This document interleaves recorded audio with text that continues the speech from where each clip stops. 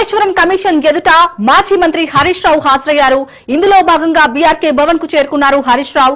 విచారణలో భాగంగా Harish రావుని PC Ghosh commission సభ్యులు క్వశ్చన్ చేయనున్నారు. కాళేశ్వరం ఆనకట్టలకు సంబంధించిన అంశాలపై జస్టిస్ పీసీ ఘోష్ కమిషన్ విచారణ జరపనున్నట్లు తెలుస్తోంది. ముఖ్యంగా గతంలో నిర్వర్తించిన బాధ్యతల ఆధారంగా విచారణ జరిపే అవకాశం కనిపిస్తోంది.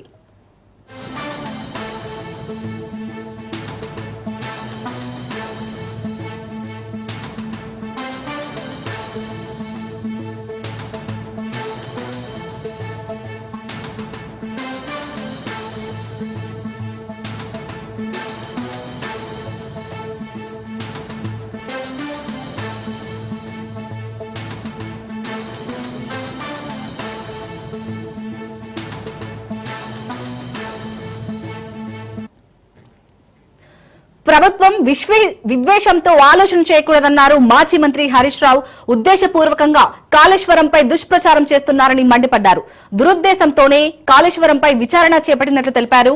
న్యాయ వ్యవస్థ చట్టాల మీద గౌరవం ఉందన్న హరీష్ రావు కమిషన్ విచారణకు సహకరిస్తారని చెప్పారు. కమిషన్ అడిగిన ప్రశ్నలకు సమాధానం చెబుతానన్నారు హరీష్ రావు. తమపై కక్ష తీర్చుకోవాలని, రైతులకు అన్యాయం చేయొద్దన్న హరీష్ రావు రాష్ట్ర హక్కులను కాలరాయొద్దన్నారు. కాళేశ్వరం ప్రాజెక్టు తెలంగాణకు కల్పతరువు అని వెల్లడించారు హరీష్ రావు.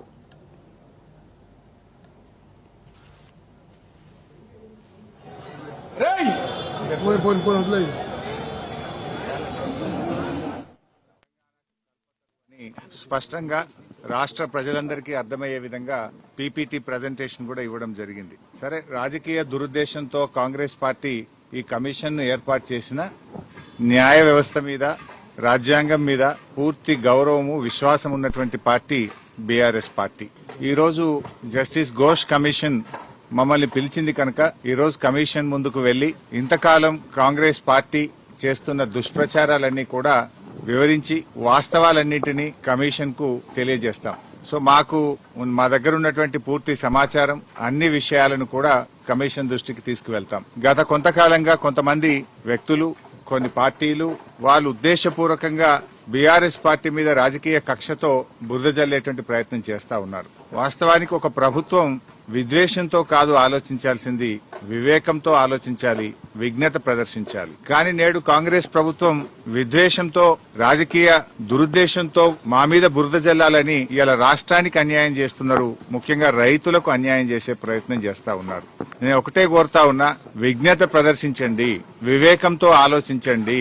ఈ రాజకీయాల కోసం తెలంగాణ రాష్ట్రం యొక్క నీటి హక్కులను కాలరాయొద్దు అని చెప్పి ఈ ప్రభుత్వానికి హితవు పలుకుతా ఉన్నాను. సరే, అంతిమంగా ఎందుకంటే మాకు రాజ్యాంగం మీద, దేవుడి మీద నమ్మకం ఉన్నటువంటి పార్టీ, అంతిమంగా న్యాయం గెలుస్తుంది, ధర్మం నిలబడుతుంది, వాస్తవాలు ప్రజలకు అర్థమవుతాయి. అందువల్ల ఈ రోజు కమిషన్ ముందుకు వెళ్తున్నాం. కమిషన్ మమ్మల్ని అడిగిన ప్రతి ప్రశ్నకు పూర్తి స్థాయిలో సమాధానాలన్నీ కూడా చెప్తాం, వాస్తవాలన్నీ కూడా వివరిస్తాం. మొన్ననే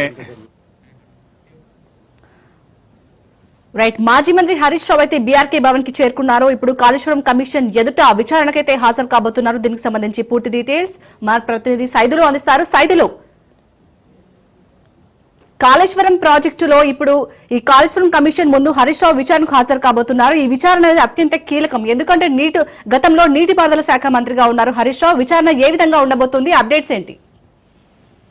కొద్దిసేపటి క్రితమే కాళేశ్వరం కమిషన్ ముందు మాజీ మంత్రి హరీష్ రావు హాజరయ్యారు. సో ఇప్పుడు ఆయన కాళేశ్వరం కమిషన్ అడిగే ప్రశ్నలన్నిటి కూడా ఆయన సమాధానం చెప్పబోతున్నారు. ఎందుకంటే మొదటి నుంచి కూడా కాంగ్రెస్ పార్టీ కాళేశ్వరం ప్రాజెక్టు పైన ఒక దుష్ప్రచారం చేస్తుంది కాబట్టి, సో కాళేశ్వరం ప్రాజెక్టు గొప్పతనం ఏంటి, అది నిర్మించిన తర్వాత తెలంగాణ ఏ విధంగా కొత్త శ్యామలమైంది, దాంతో పాటు ఎంత పెద్ద మొత్తంలో ఇక్కడ కొత్త ఆయకట్టు నిర్మాణంలోకి వచ్చింది, ఎంత వరి ధాన్యం ఉత్పత్తమైందని దానిపైన కూడా ఆధారాలతో సహా కమిషన్ ముందు మాజీ మంత్రి హరీష్ రావు చెప్పనున్నారు. ఎందుకంటే కాళేశ్వరం ప్రాజెక్టు నిర్మిస్తున్న సమయంలో ఆయన ఇరిగేషన్ శాఖ మంత్రిగా ఉన్నారు, చాలా కీలకంగా ఉన్నారు.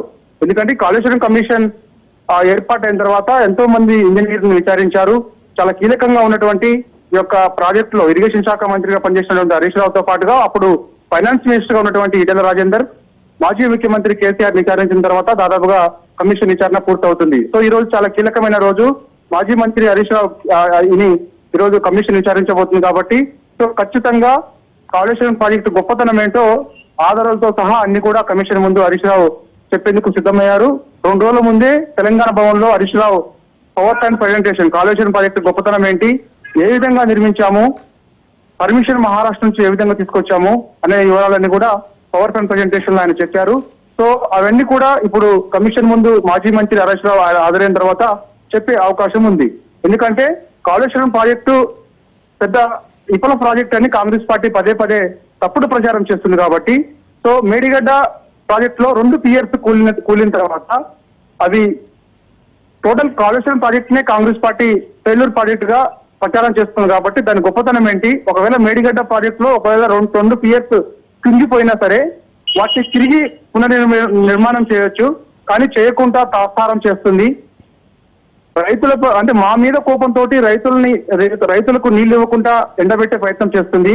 చాలా మంది రైతులు ఇబ్బందులు పడుతున్నారు. కాళేశ్వరం ప్రాజెక్ట్ నిర్మించినప్పుడు మా యాంలో 2 పంటలకు కూడా నీరిచ్చాము, కానీ ఇవాళ కాళేశ్వరం ప్రాజెక్టు విఫల ప్రాజెక్ట్ అని చెప్పేసి అని మేడిగడ్డ, అన్నారం, సుందిల్లా ఈ 3 బ్యారేజీలలో నీళ్లు స్టోరేజ్ చేయకుండా నిర్లక్ష్యం చేస్తుంది. పెద్ద ఎత్తున గోదావరి వాటర్ అన్ని కూడా కిందికి వెళ్ళిపోయింది.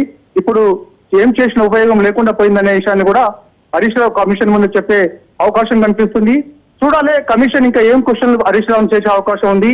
ఆయన కూడా సిద్ధంగా ఉన్నారు. అసలు మహారాష్ట్ర నుంచి ఎప్పుడు పర్మిషన్ తీసుకున్నారో ఆ డేట్ తో సహా చెప్పే అవకాశం ఉంది. దాని తర్వాత ఒక ప్రాజెక్ట్ నిర్మించాలంటే కేంద్రం నుంచి అనుమతులు, ప్రతి అనుమతి కూడా ఏ టైంలో తీసుకున్నాము, ఎవరెవరి ఆమోదంతో తీసుకున్నాము అనే విషయాలన్నీ కూడా ఆయన కమిషన్ ముందు చెప్పే అవకాశం ఉంది. ఆధారాలతో సహా అన్నిటిని తీసుకొని కమిషన్ కి విచారణకు కొద్దిసేపటి క్రితమే హరీష్ రావు హాజరయ్యారు. సో హాజరైన తర్వాత కమిషన్ అడిగే ప్రశ్నలన్నిటి కూడా ఆయన సమాధానం చెప్పే అవకాశం ఉంది. గతంలో ఇంజనీర్స్ మాత్రం 4-5 గంటల పాటు విచారించారు, కానీ ఈ మధ్య కాలంలో చూసాం ఈటెల రాజేందర్ ని 1 గంట పాటే కమిషన్ విచారణ చేసింది. మరి ఇప్పుడు ఈ రోజు హాజరైనటువంటి హరీష్ రావుని ఎంతసేపు కమిషన్ విచారణ చేస్తుందనేది కూడా మనకి మరి కాసేపట్లో తెలియాల్సింది. మరి కొద్దిసేపటి క్రితమే కాళేశ్వరం కమిషన్ విచారణకు హరీష్ రావు హాజరయ్యారు. Right, thank you Saidulu.